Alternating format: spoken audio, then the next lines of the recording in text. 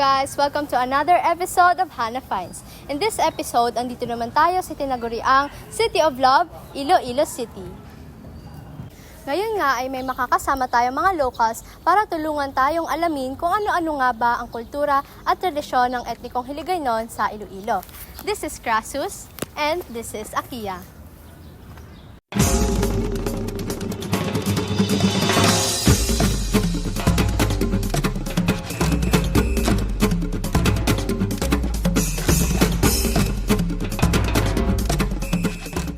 Iloilo came from the word irong-irong or no shape because of the shape of Panay Island.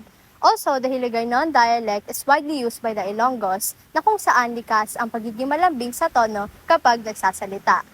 So, kilala ang Iloilo dahil sa kanilang famous chicken inasal.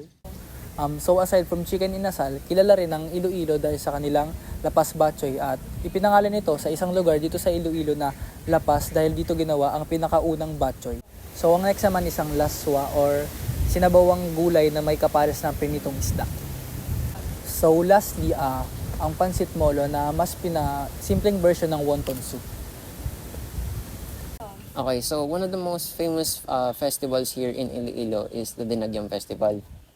This is the performance of the tribe warrior they commonly call Dinagyang Festival.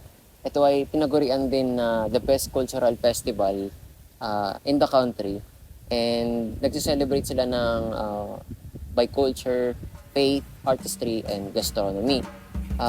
This is to celebrate their deep devotion of their faith to the Holy Child, Jesus Christ.